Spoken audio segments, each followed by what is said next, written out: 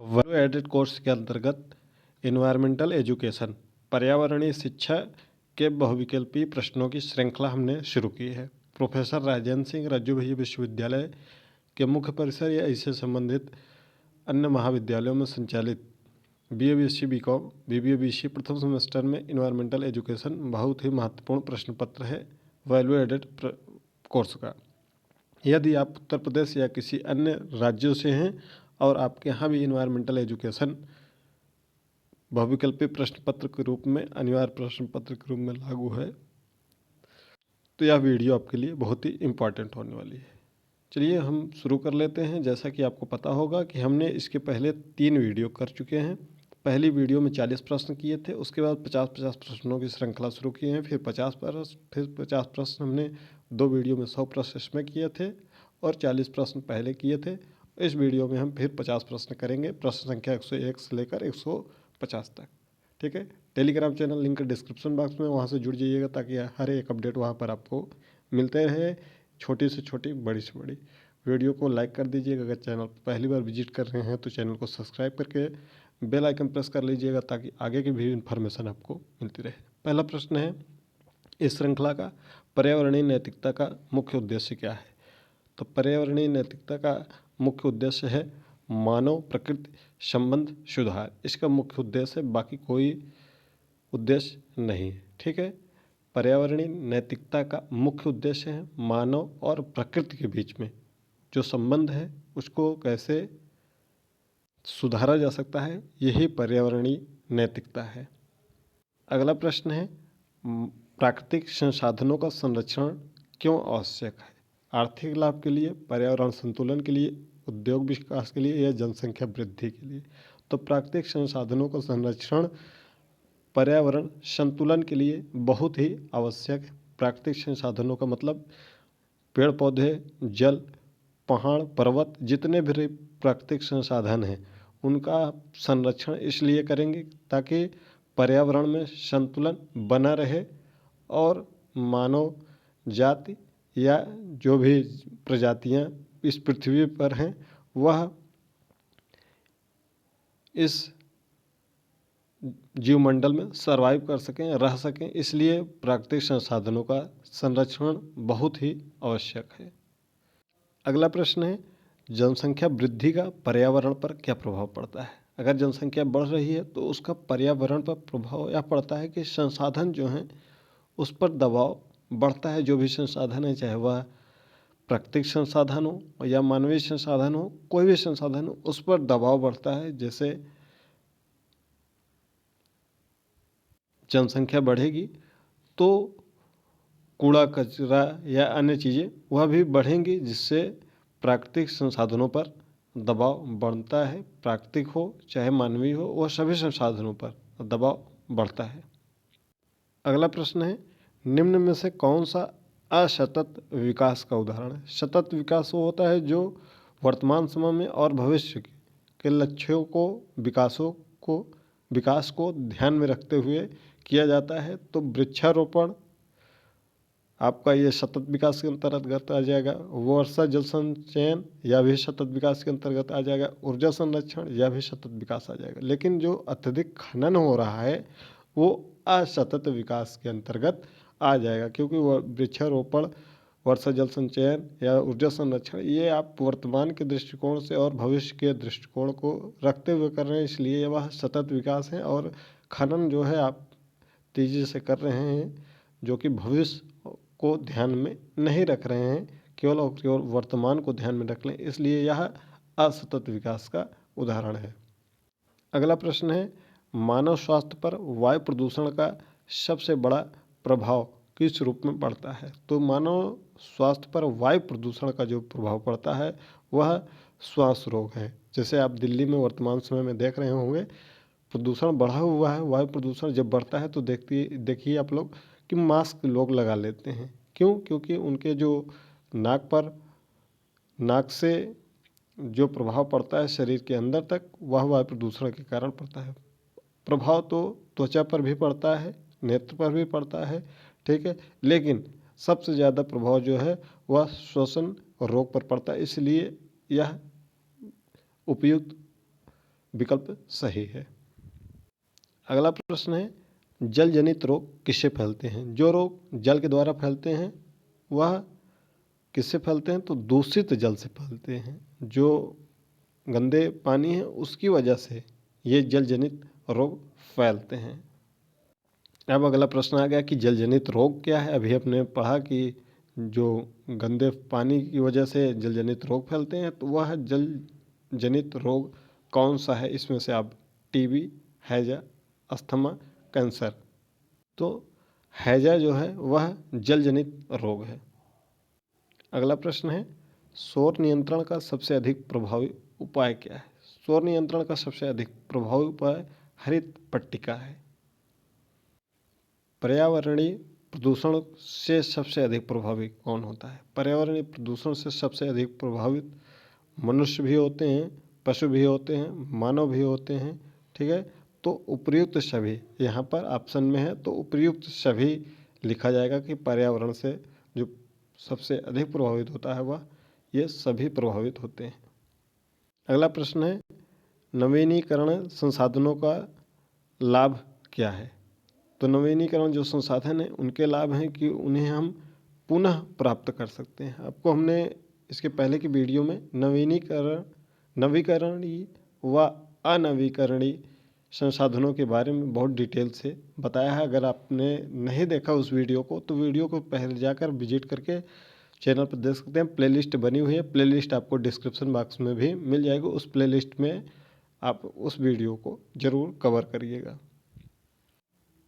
पर्यावरण मंत्रालय की स्थापना भारत में कब हुई थी? तो भारत में जो पर्यावरण मंत्रालय की स्थापना हुई थी वह 1985 में हुई थी।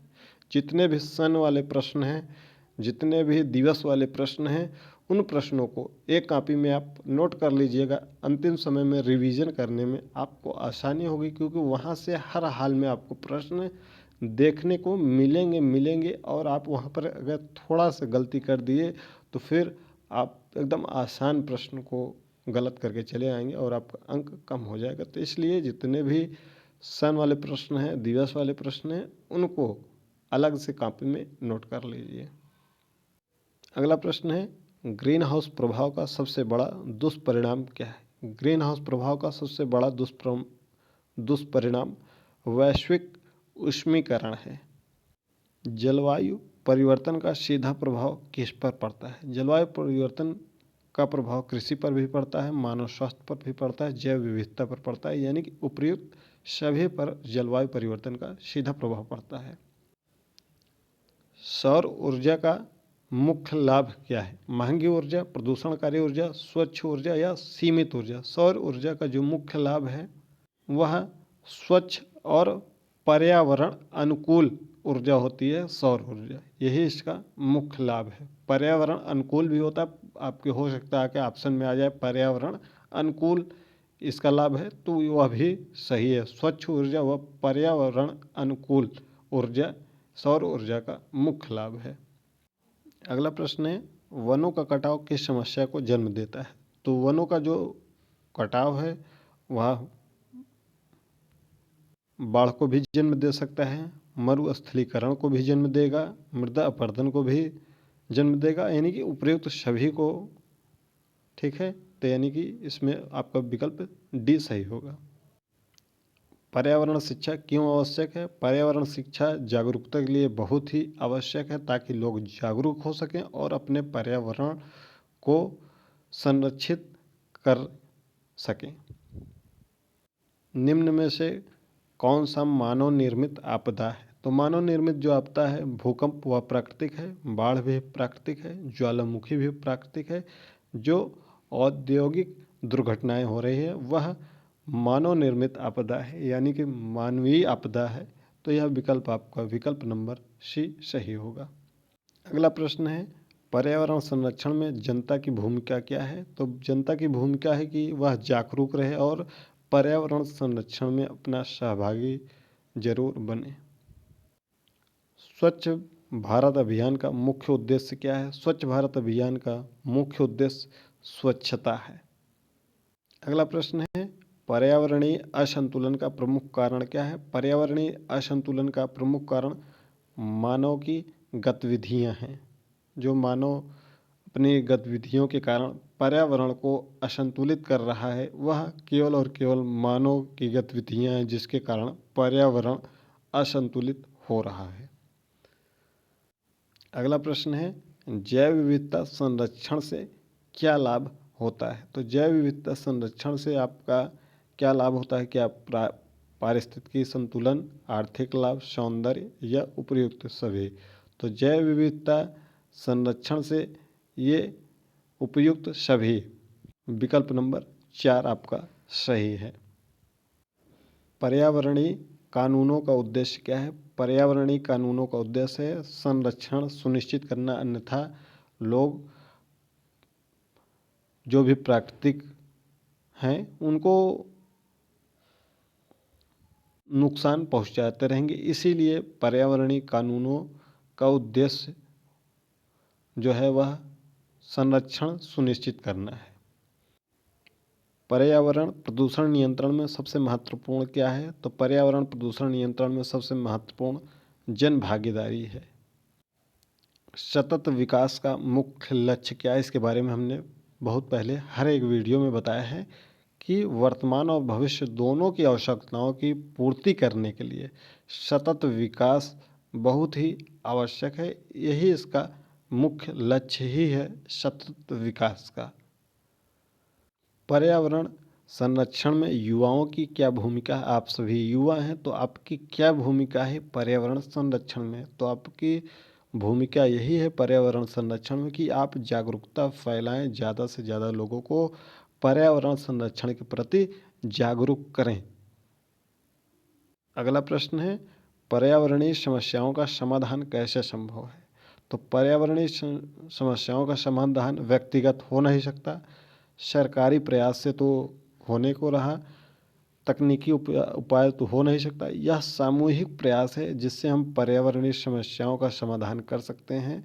हर एक व्यक्ति को पर्यावरण की समस्या के बारे में सोचना चाहिए, उसका समाधान कैसे हो उसके बारे में प्रयास करना चाहिए। इसीलिए यह व्यक्तिगत तो है लेकिन सामूहिक प्रयास ज़्यादा ज़रूरी है, क्योंकि अगर 4 लोग करेंगे और 10 लोग पर्यावरण के समस्या के बारे में नहीं सोचेंगे, नहीं प्रयास करेंगे, तो फिर पर्यावरणीय समस्याओं का निदान होना असंभव हो जाएगा।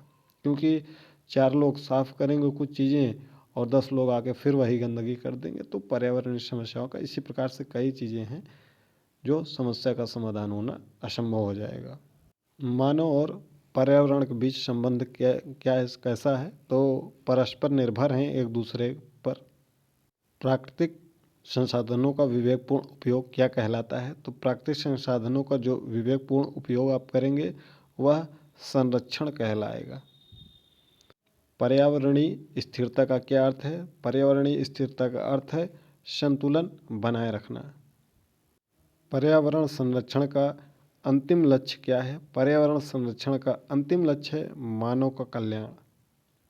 प्राकृतिक आपदाओं की तीव्रता बढ़ने का कारण क्या है? यह कारण है मानव का हस्तक्षेप, जिसकी वजह से प्राकृतिक आपदाएं अब दिन ब दिन तीव्रता उनकी बढ़ती ही जा रही है, कम होने का नाम नहीं ले रही है। अगला प्रश्न है, पर्यावरणीय संतुलन बिगड़ने का क्या प्रभाव पड़ता है?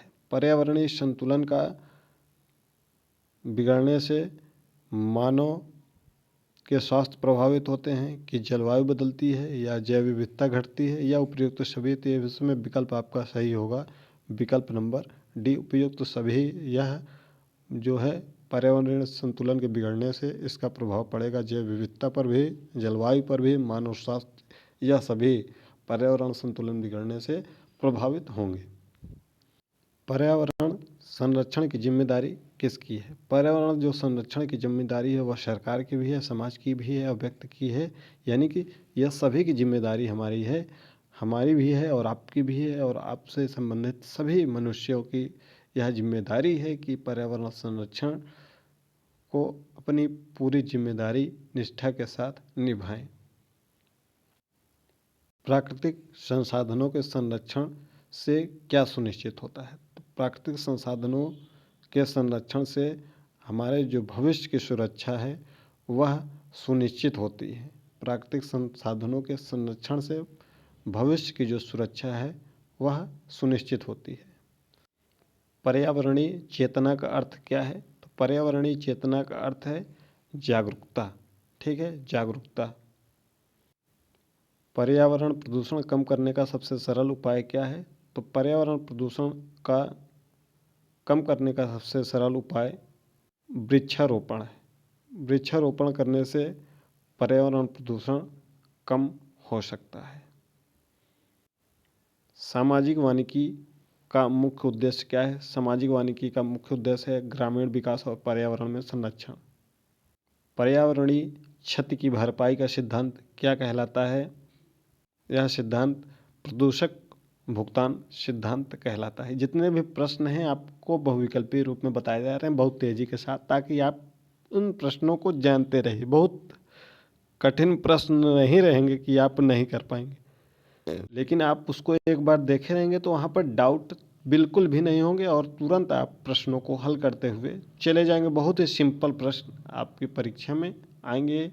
यह इन्वायरमेंटल एजुकेशन पर्यावरणीय शिक्षा प्रोफेसर राजेंद्र सिंह रज्जू BA विश्वविद्यालय से संबंधित समस्त महाविद्यालयों के पाठ्यक्रमों BA BSc BCom BBA BCA प्रथम सेमेस्टर या आप किसी अन्य विश्वविद्यालय के महाविद्यालयों में अध्ययनरत हैं, वहाँ भी यह पाठ्यक्रम चल रहा है तो यह उसके लिए उपयोगी है। इस श्रृंखला में लगातार प्रश्न चल रहे हैं। डिस्क्रिप्शन बॉक्स में आपको प्लेलिस्ट मिल जाएगी। प्लेलिस्ट में पिछली सभी वीडियो उपलब्ध हैं। इसके अलावा टेलीग्राम चैनल का लिंक डिस्क्रिप्शन बॉक्स में। अभी तक नहीं जुड़े हैं तो जरूर जुड़ जाइएगा। चलिए अगले प्रश्न पर चलते हैं। पर्यावरणीय नीतियों का उद्देश्य क्या है? पर्यावरणीय नीतियों का उद्देश्य है संरक्षण और विकास में संतुलन। हम सीधे सीधे प्रश्नों को पढ़ रहे हैं और आपको सीधे आंसर बता रहे हैं ताकि आपके दिमाग में ये प्रश्न बैठ जाए। सतत विकास का विचार किस पर आधारित है? सतत विकास का विचार सीमित संसाधनों के उपयोग पर आधारित है। पर्यावरण संरक्षण के लिए वृक्ष क्यों आवश्यक है? पर्यावरण संरक्षण के लिए ऑक्सीजन और संतुलन के लिए पर्यावरण संरक्षण के लिए वृक्ष आवश्यक हैं। पर्यावरणीय संकट का सबसे बड़ा कारण क्या है? पर्यावरणीय संकट का सबसे बड़ा कारण मानव का लालच है। मानव इतना लालची है कि वह पर्यावरण संकट करने के लिए सबसे अधिक जिम्मेदार भी है, उसका कारण भी है। पर्यावरणीय समस्याएं वैश्विक क्यों हैं? पर्यावरणीय समस्याएं वैश्विक इसलिए हैं कि आप जो कोई भी समस्या पर्यावरणीय हो रही है वह सीमा से परे होती है। इसमें कोई सीमाओं का रोक टोक नहीं है कि भारत में है तो वह चीज़ पाकिस्तान में नहीं हो सकता है तो वह पाकिस्तान तक जा सकता है। ठीक है, पूरे विश्व में। तो यह सीमाओं से परे प्रभाव के कारण यह पर्यावरणीय समस्याएं, इसीलिए इसको हम वैश्विक समस्या के नाम से भी संबोधित करते हैं। पर्यावरणीय प्रबंधन का अर्थ क्या है? पर्यावरणीय प्रबंधन का अर्थ है नियोजन और नियंत्रण। प्रश्न विकल्प आपका सही होगा बी। पर्यावरणीय संरक्षण के लिए शिक्षा क्यों आवश्यक है? ताकि हर एक नागरिक वह जागरूक नागरिक बने। तो इसके लिए पर्यावरण संरक्षण के लिए शिक्षा नितांत आवश्यक है। पर्यावरणीय विकास का सही अर्थ क्या है? पर्यावरणीय विकास का सही अर्थ है विकास और संरक्षण में संतुलन। पर्यावरणीय प्रदूषण का दीर्घकालीन प्रभाव क्या है? पर्यावरणीय प्रदूषण का दीर्घकालीन प्रभाव है पारिस्थितिक असंतुलन। संसाधन संरक्षण में किसका लाभ होता है? तो संसाधन का अगर आप संरक्षण करेंगे तो वर्तमान में तो लाभ मिलेगा ही, भविष्य की सभी पीढ़ियों को इसका लाभ मिलेगा। इसलिए संसाधन का संरक्षण नितांत आवश्यक है। पर्यावरणीय उत्तरदायित्व का अर्थ क्या है? पर्यावरणीय उत्तरदायित्व का अर्थ है संरक्षण में भागीदारी। चैनल पर अगर नए हो चैनल को जरूर सब्सक्राइब कर लीजिएगा। अभी तक टेलीग्राम से नहीं जुड़े तो लिंक डिस्क्रिप्शन बॉक्स में है। प्लेलिस्ट आपको भी डिस्क्रिप्शन बॉक्स में मिल जाएगी। ये वीडियो का अंतिम प्रश्न है, पर्यावरणीय संतुलन बनाए रखने का सर्वोत्तम उपाय क्या है? पर्यावरणीय संतुलन बनाए रखने के लिए सर्वोत्तम उपाय है सतत विकास। वीडियो आपको कैसी लगी कमेंट बॉक्स में अपनी राय जरूर दीजिएगा। आगे की वीडियो के लिए चैनल को सब्सक्राइब करके बेल आइकन प्रेस कर लीजिएगा। डिस्क्रिप्शन बॉक्स में टेलीग्राम चैनल का लिंक है, जुड़ना मत भूलिएगा।